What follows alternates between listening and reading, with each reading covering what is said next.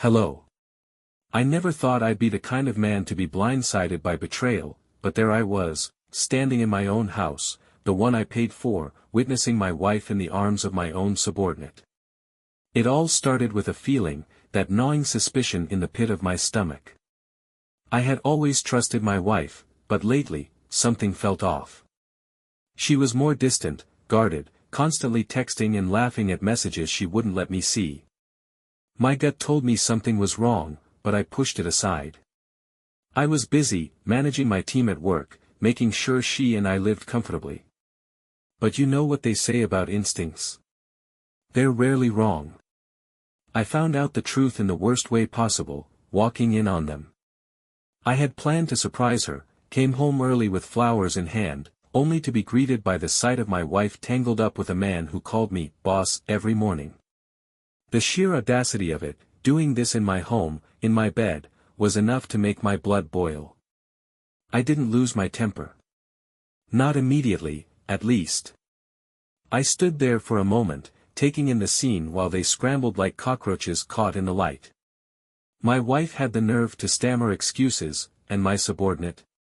He just stared at me, wide-eyed, frozen, like a deer in headlights. You have exactly 2 minutes to get out of my house, I told him. He didn't argue. He bolted, grabbing his clothes and running out half-dressed.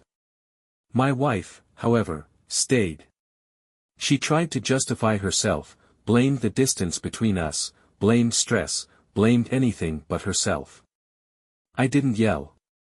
I didn't cry. I just looked at her and said, "You made your choice. Now, you live with it." That night, I started planning. I wasn't going to let this slide. I wasn't just going to walk away, heartbroken and humiliated. No, I was going to make sure she regretted every single decision that led her to this moment. First, I secured my finances. Our accounts were separate, but we had a few joint investments. I quickly consulted with my lawyer and made sure she wouldn't get a dime more than what she legally deserved, if that. The house? In my name. The car? Mine. Every major asset? Mine. She was about to learn that actions have consequences. Then, I turned my attention to my subordinate. I couldn't fire him outright, HR would have a field day with that. But I didn't need to. I knew his weaknesses, his sloppy work, his incompetence. I started documenting every mistake, every missed deadline, every moment of inefficiency. Within weeks, I had enough evidence to have him demoted. He went from rising star to barely holding on to his job. My wife, in the meantime, realized I wasn't playing games. She thought she could talk her way back into my life, but every attempt was met with cold indifference. The divorce papers arrived at her doorstep within a month. She was shocked, devastated, claimed she never thought I'd actually leave her. That was just the beginning. You see, my wife had built a career for herself, one that relied heavily on reputation and social standing. It just so happened that I had connections, powerful ones. Word spread about her infidelity, her lack of loyalty, her questionable ethics. Within a few months, she found herself unemployed, blacklisted from the industry in our state. Employers don't like hiring someone known for burning bridges, whether in marriage or business. By the time the dust settled, I was thriving. My career soared, my social life flourished, and my heart, while still healing, was no longer weighed down by betrayal. My wife, on the other hand, was drowning. She lost everything, her home, her job, her status. And the best part? My ex-subordinate, the man she threw our marriage away for, didn't stick around. He wasn't willing to support a woman whose life was falling apart. Karma is poetic like that. And me? I'm doing just fine. Actually, better than fine. Because there's nothing sweeter than watching someone who betrayed you realize, too late, that they made the worst mistake of their life. But let me tell you, revenge doesn't just end with financial ruin. No, I wanted her to truly understand the weight of her choices. I wanted her to feel every ounce of pain and humiliation she had put me through. So, I took it a step further. She had always been the social butterfly, the one with friends in high places, the one who prided herself on being respected and admired. I made sure that admiration turned to disgust. With a little nudge here and there, the truth of her infidelity reached the ears of our mutual acquaintances, friends, and colleagues. She became a pariah overnight. Invitations dried up, friendships vanished, and whispers followed her everywhere she went. Then, I made sure to move on, visibly, publicly, and spectacularly. I started dating again, not just anyone, but women who were everything she was not, loyal, kind, and full of integrity. I made sure she saw me smiling, laughing, enjoying my life. Social media can be a powerful tool when wielded correctly. While she was struggling to piece together her shattered life, I was out there, thriving, making new memories, and living a life she could no longer be part of. The last time I saw her was at a mutual friend's event. She looked worn down, tired, and bitter. I, on the other hand, had never looked better. When she tried to strike up a conversation, I simply smiled, nodded, and walked away without a word. That, more than anything, was the final blow. She no longer held any power over me. Some might say revenge is petty, that I should have taken the high road. Maybe they're right. But let me tell you, there's nothing quite as satisfying as knowing the person who betrayed you is now living in the ruins of their own making. And I'm free. Revenge is a dish best served cold, but sometimes fate decides to heat things up with a little bit of chaos. I wasn't planning on things taking such a dramatic turn, but, well, life has a funny way of aligning with karma. After finding out about my wife's affair with my subordinate and getting the divorce rolling, I shifted into full damage mode, for her, at least.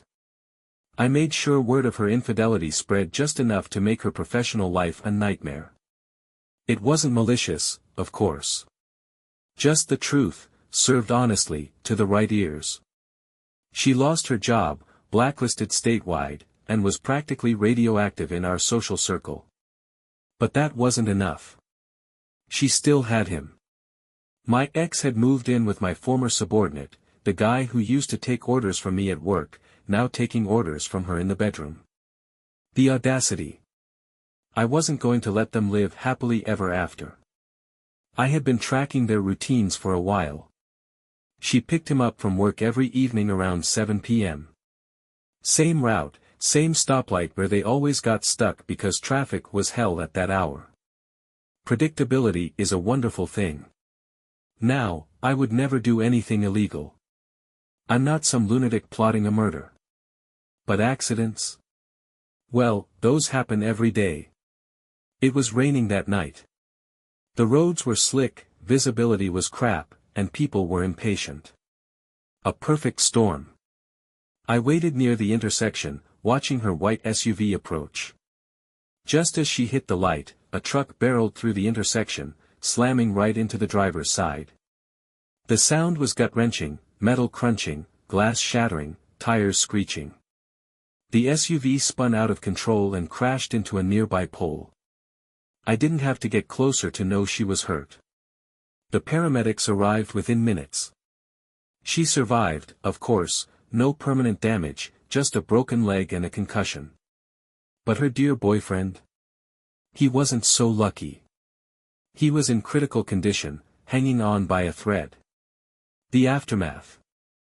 I visited the hospital. Not inside, of course, I wasn't about to play the grieving ex-husband. But I stood outside, watching her sob in the waiting room. She had lost her job, her reputation, and now, possibly the man she destroyed our marriage for. I'd be lying if I said I felt bad. Instead, I went home, poured myself a drink, and let out a long, satisfied breath. For the first time in months, I felt at peace. Fate had a way of balancing the scales, after all. I woke up the next morning feeling refreshed.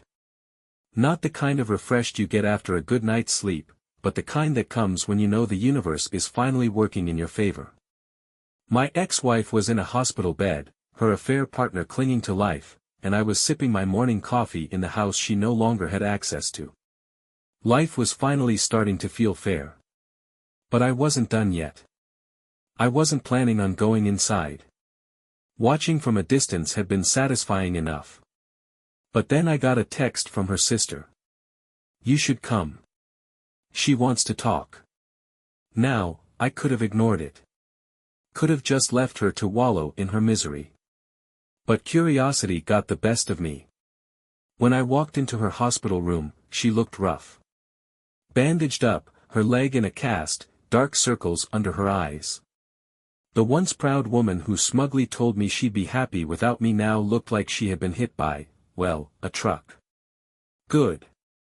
She blinked up at me, then swallowed hard. "You came." I leaned against the wall, arms crossed.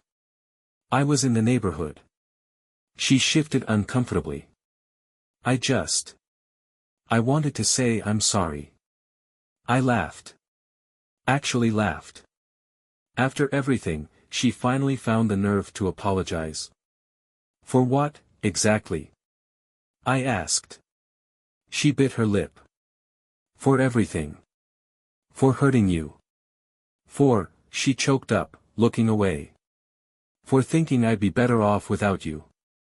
Ah. So now she realizes. Too little, too late. I let the silence drag out before answering. Yeah, well. You made your choice. Her eyes filled with tears. I lost everything, you know. My job, my reputation. Now. I might lose him too. I tilted my head. Which him? Me or your little boyfriend? She flinched. That's not fair. Oh, now you care about fairness. I scoffed. Let me remind you, you brought this on yourself. She stared down at her hands, defeated. For a brief moment, I almost felt bad. Almost. But then I remembered the countless nights I had spent wondering why I wasn't good enough. Remembered the humiliation of knowing the man she cheated with had been smiling in my face while stabbing me in the back. So no, I wasn't about to give her the closure she wanted. I stood up. I just came to hear you say it. That you regret it. That you know you ruined everything. She nodded slowly, looking utterly broken. Good, I said. Enjoy the rest of your life. And with that, I walked out, without looking back. One last touch of karma. Now, I could have stopped there. Let her live in her misery, let time finish the job. But I wanted one last victory. So, I made a little phone call. Her employer had already blacklisted her locally, but I made sure word spread even further. A few industry contacts, a couple of well-placed conversations, and suddenly, no one in our state wanted to touch her with a 10-foot pole. I even heard through the grapevine that she had to move back in with her parents. As for her boyfriend? Well, he survived, but the accident left him with some long-term injuries. The kind that made sure he'd never be the same again. Guess karma had been working overtime. As for me, I thrived. New job, new house, new life. No more looking over my shoulder, no more wondering if I had been good enough. Because I knew the truth now, I was always good enough. She just wasn't. And now, every time I look in the mirror, I see a man who won. Because in the end, she lost everything. And I lost nothing that mattered. The lessons I never wanted but needed. You know, when this whole mess started, I thought the worst part would be the betrayal itself. Finding out that the woman I loved, the one I built a life with, trusted, and vowed to grow old with, had been sneaking around behind my back. I thought that was the peak of my pain. Turns out, betrayal is just the beginning. What follows is a masterclass in human nature, self-discovery, and, surprisingly, the art of revenge. So, as I sit here in my new home, sipping on a glass of whiskey that tastes a little sweeter than usual, I figure it's time to unpack everything. To really break down the things I learned, not just about her, but about myself. About the way people work. About the way life, given enough time, will always balance the scales. If you're going through something similar, maybe this will help. Maybe it'll at least remind you that you're not alone. Lesson 1, people don't change, they just reveal themselves. Looking back, the red flags were always there. Little things. The way she always needed validation from others. The way she never truly took responsibility for anything that went wrong in her life. The way she deflected, manipulated, played the victim whenever she was confronted. I ignored those things. Because when you love someone, you make excuses for them. You tell yourself that nobody's perfect, that relationships take work. But the truth? People don't suddenly become liars, cheaters, or manipulators overnight. That's who they always were. They just get better at hiding it, until they don't. And when the mask slips, you're left wondering how you missed it for so long. The answer? You didn't miss it. You just didn't want to see it. Lesson 2, closure is a myth, move on without it. A lot of people in my position wait for some kind of grand realization. Some final moment where the person who wronged them breaks down, confesses everything, begs for forgiveness, and acknowledges just how much damage they caused. Yeah, that's never gonna happen.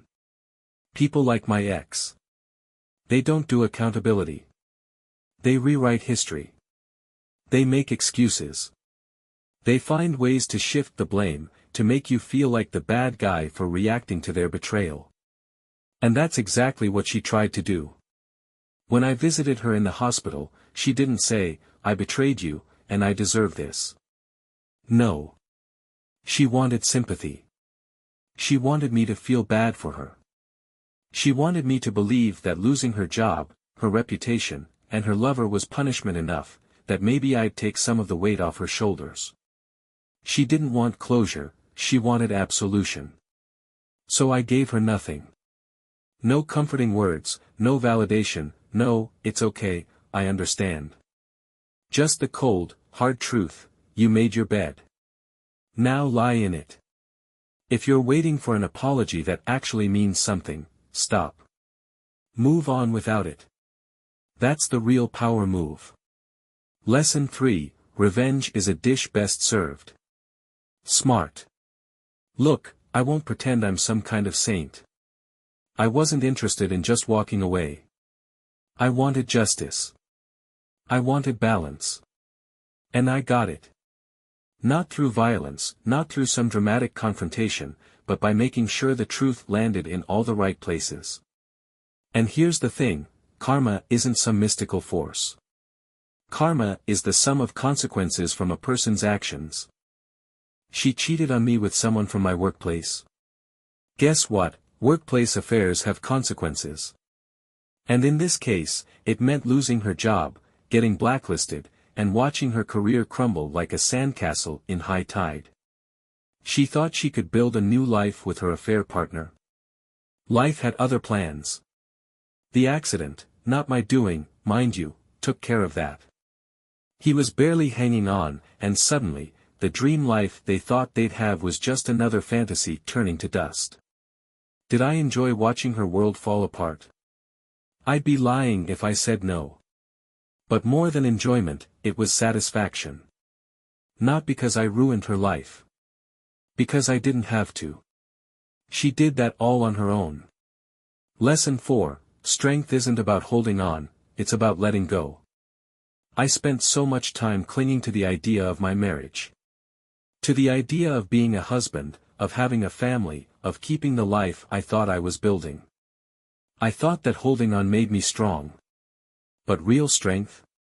Real strength is looking at something you poured your heart into, realizing it's toxic, and walking away anyway. Letting go is painful. But staying in something that's destroying you? That's worse. I let go of her. I let go of the pain. I let go of the what-ifs and the maybes and the should-have-beens. And in doing so, I finally found peace. Lesson 5, the best revenge is living well. When I started this journey, I wanted revenge. I wanted to win. And in some ways, I did. But the real victory? It wasn't watching her fall, it was watching myself rise. I got a better job. I bought a new house. I started taking care of myself in ways I hadn't in years. I traveled. I reconnected with old friends. I even started dating again, not out of desperation, but because for the first time in years, I actually wanted to. And you know what? I'm happy. Not just okay. Not just getting by. Truly, genuinely happy. Meanwhile, my ex. Last I heard, she's still struggling. Still trying to pick up the pieces. Still paying the price for her choices. And that's when I realized something. The best revenge? It isn't making someone suffer. It isn't plotting their downfall. It's living a life so good, so fulfilling, so damn happy, that their betrayal becomes nothing more than a footnote in your story. Because in the end, she lost everything. And I lost nothing that mattered. Final thought, if you're going through this, remember. If you're in the middle of heartbreak, if you're drowning in the aftermath of betrayal, if you feel like your world has crumbled, listen to me. It won't always hurt like this. One day, you're going to wake up and realize that you haven't thought about them in weeks. One day, you're going to laugh, really laugh, without that heaviness in your chest. One day, you're going to meet someone who makes you feel things you thought you'd never feel again. One day, you're going to thank them for showing you exactly who they were. Because when they left, they didn't take your happiness with them. They just made room for something better. And trust me, better is coming. Bye-bye.